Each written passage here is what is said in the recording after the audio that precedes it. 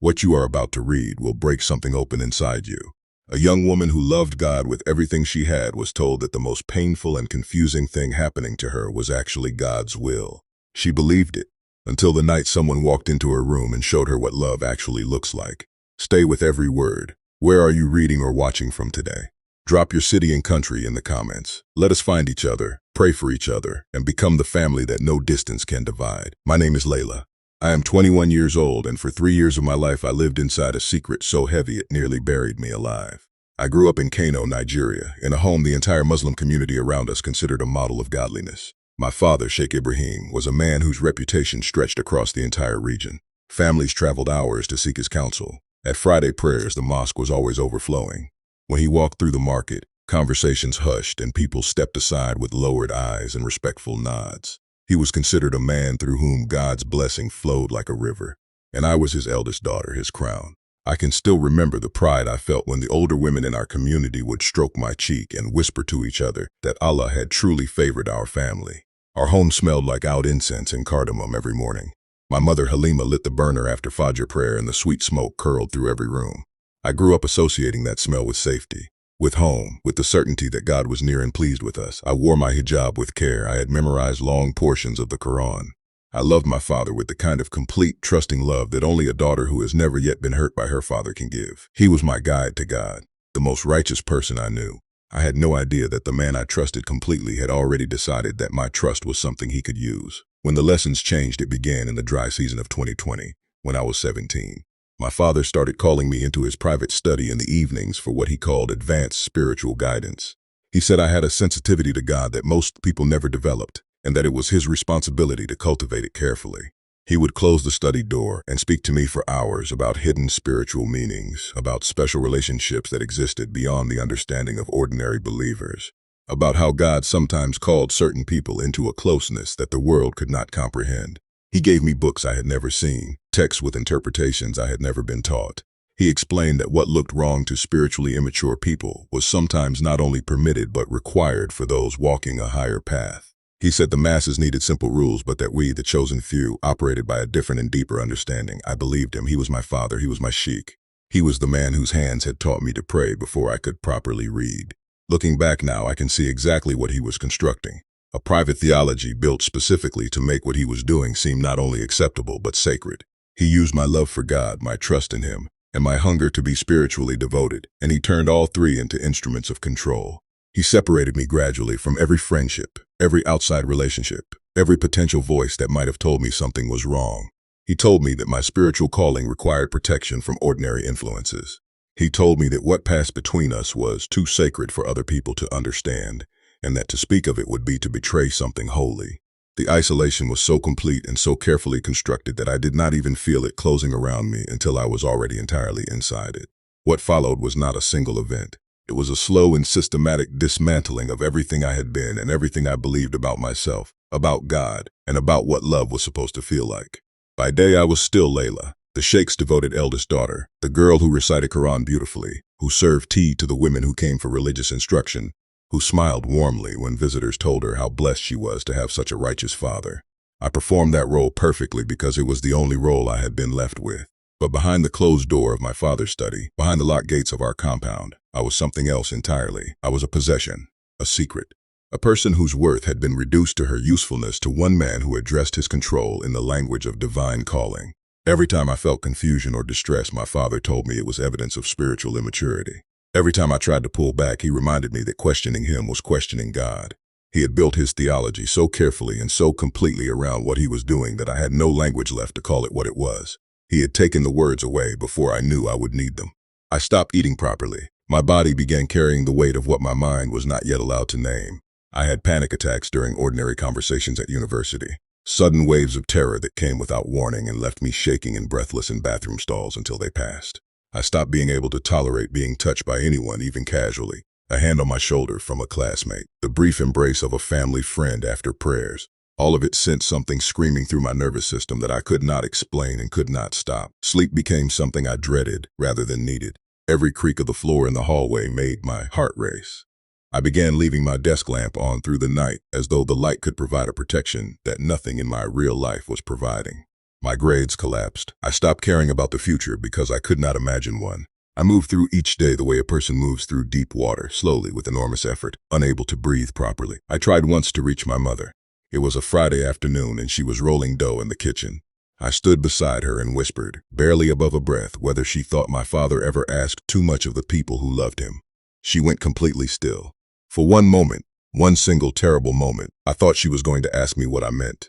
I thought she was going to be the lifeline I had been drowning without for months.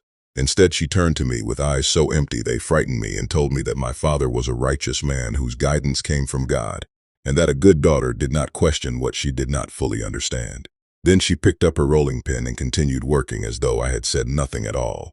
I walked to my room and sat on the floor and held my knees to my chest and understood that I was completely alone. That night I lay staring at the ceiling with my prayer rug folded in the corner, untouched for weeks. I could not pray anymore. Every time I tried, all I could think was that the God I had loved since childhood had apparently seen everything happening to me and had chosen not to intervene, or worse, had ordained it, as my father said. The God I had given my whole heart to as a little girl kneeling on that rug felt like a lie someone had told me to keep me compliant. I was 17, then 18, then 19, and each year the cage was a little tighter and the sky a little further away. It was a Wednesday night in November 2022. I was lying on my bedroom floor in the dark because the bed felt too exposed and the floor felt like the only solid thing left in the world. My mother was asleep down the hall. My father was in his study preparing the following Friday's sermon about God's love and mercy, words that had become like glass in my chest every time I heard them. I had spent the evening in a place I am not ashamed to tell you about, because someone reading this is in that same place tonight, and they need to know they are not alone and they are not beyond rescue. I had spent the evening thinking about not existing anymore, about how quiet everything would be if I simply was not here. The pain had gone on long enough and deep enough that disappearing had started to feel less like giving up and more like the only door left in a room with no windows. I lay on that cold floor and I was not dramatic about it. I was simply exhausted. Exhausted by fear. Exhausted by performing normalcy every day over an interior life that was collapsing. Exhausted by being a secret. Exhausted by living in a body that had been taught to belong to someone else. And then, from somewhere I could not identify, a thought arrived that did not feel like my own thinking. It was quiet and clear, and it asked a question I had never allowed myself to ask. What if the God being used to justify what is happening to me is not God at all? I sat up. The thought continued. What if the real God, if there is one, has been watching this with grief rather than approval? What if he looks nothing like the version I have been shown? I stood and walked to my window and looked out at the city lights scattered across the dark. And for the first time in 3 years I spoke out loud. Not to the God of my father's study, not to the God whose name had been used against me, but to whoever might actually be listening in the universe, if anyone was. I told that unknown God that I could not live this way anymore, that I could not die this way either, that if he was real and genuinely good and different from everything I had been shown, I needed him to show me. The words came out broken and honest and completely unperformed. Then I pressed my forehead against the cool glass and closed my eyes and expected nothing. The air changed first, not dramatically. Gradually, the way temperature changes when a door opens somewhere, a subtle shift that you register in your skin before your mind catches up. The room became warmer. Something charged and present moved into the space around me in a way I cannot explain with ordinary language and will not try to overdress. I turned around. He was standing near the far wall, and I knew immediately, before any thought, before any theology, before any framework of belief, that this was not a dream and not a product of exhaustion and not anything my suffering mind had manufactured from desperation.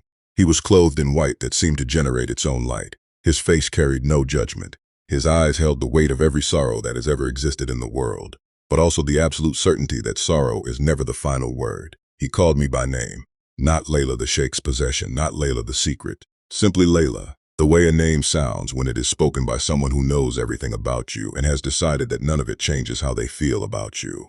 He revealed to me that he had been present through every moment of the 3 years I had been trapped. He showed me that he had not been the author of what was done to me, that the God who had been invoked to justify my suffering was a construction, a costume worn by a man's own darkness, not the living God who was standing in my room right now. He made known to me that what had been called sacred was never sacred, what had been called love was never love, and that the real definition of love was standing before me in scarred hands held open with no conditions attached. He showed me his hands. The scars were there, permanent and real and full of a gentle light. He revealed to me that this was what God's love actually looked like. Not the demanding, controlling, secretive, shame-covered thing I had been given, but this, A God who had chosen to absorb suffering rather than inflict it, who had gone to the cross so that no one would ever have to carry their pain entirely alone. I wept in a way I had not wept in years, not the tight, silent, careful weeping I had learned to do without making sound, but the open, releasing kind. The kind that comes when something that has been locked for a very long time finally opens. He showed me my own life from the outside. I saw myself as a small girl kneeling on a prayer mat with genuine love in her heart, and he was there, receiving every sincere prayer I had ever whispered, delighting in my innocent faith, present in every moment I had reached toward God with a pure heart. He made me understand that my father's misuse of God's name had never changed who God actually was, that every true prayer I had ever prayed had always reached the right person. Then he showed me the darker years. I saw myself in that study, confused and frightened, and his face in those scenes was not the face of a God who approved or ordained. It was the face of someone whose heart was being broken alongside mine, who was present and grieving and collecting every tear, who could not override a human being's free choices, but who had never for one single moment looked away from me. He placed his hand over my heart, and something moved through me that I can only describe as life returning to places that had gone completely dark. He told me I was his beloved daughter, not because of my compliance, not because of my purity, not because of anything I had performed or produced, simply because I existed, simply because he had made me, simply because I was me. The light faded slowly, the room returned to its ordinary shadows. But I was not the person who had stood at that window an hour before. The crushing weight that had lived in my chest for 3 years was gone, not lighter, gone. I sat on the floor and looked at my hands and understood that I was going to be all right, and more than all right, I was going to be free. The following evening, my father called me to his study as he had done hundreds of times. My body's old automatic response came, the cold hands, the racing heart, the familiar dread. But alongside all of that, something entirely new was present, a quiet, settled strength that had not been there the day before. I walked to the doorway and stopped. He told me to come in and close the door. I told him no. The word surprised us both. He looked up slowly. I told him clearly, without raising my voice, that I would not be coming into his study anymore, that everything he had called sacred was over, and that I now understood the difference between what he had been doing and what God actually was. His face moved through several expressions. He reached for the familiar tools. He suggested I was confused, that what I was feeling was spiritual deception, that a daughter who loved God would not speak this way to her father. 6 months earlier, those words would have sent me into a spiral of guilt and self-questioning.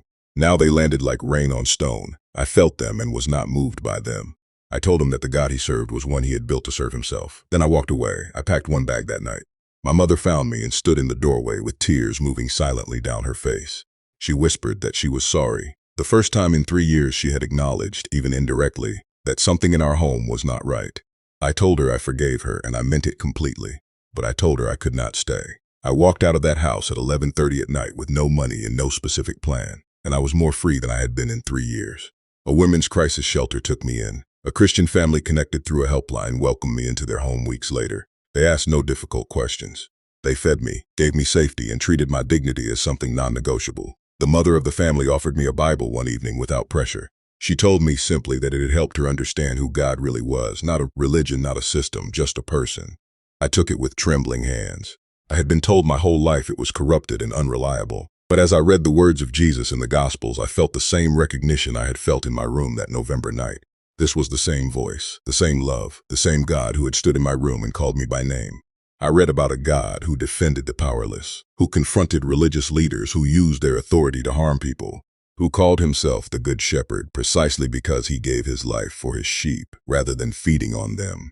Every page was medicine for wounds I was only beginning to name. 4 months later, I was baptized on a Sunday morning in a river at the edge of the city. When I came up from the water, I was laughing and crying simultaneously and made no attempt to stop either. Something that had been locked for 3 years came fully open in that moment and has not closed since. Today, I help other young women who have been told that God ordained their pain. I tell them what I know from the inside, that the God who was invoked to destroy them is not God, and that the real God, Jesus Christ, is the one who enters suffering to heal it, not the one who causes suffering to justify himself. There are people sitting in homes right now that look holy from the outside, being systematically destroyed by the very people who claim to represent God to them. They have been told that their pain is sacred, that their confusion is spiritual immaturity, that their desire to escape is rebellion against God. Please pray for them tonight. Pray for every person trapped inside a religious system that has replaced love with control. Pray for the young women who are counting their options down to nothing. Pray for the mothers who know something is wrong and are too afraid to name it. and pray for those who abuse in God's name, that they would encounter the real Jesus, who is nothing like the version they have constructed.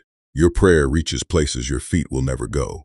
If something in this story has been quietly recognizing itself in you, if you have been told that God ordained your suffering, if you have been searching for a love that does not control or demand or shame, pray this right now, wherever you are. Jesus, I have been shown a version of God that hurt me and I am tired of it.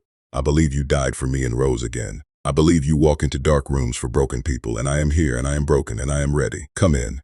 Show me what real love looks like. I am yours. Amen. If you just prayed that, please tell someone today. Tell us in the comments. You do not have to carry this quietly for one more hour. If this story reached something real in you, share it tonight with someone who needs it. Subscribe so you never miss a story like this.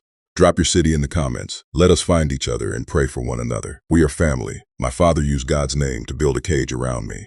But Jesus walked into that cage and showed me the door had never been locked. He is the same yesterday, today, and forever. And he is already walking toward wherever you are right now.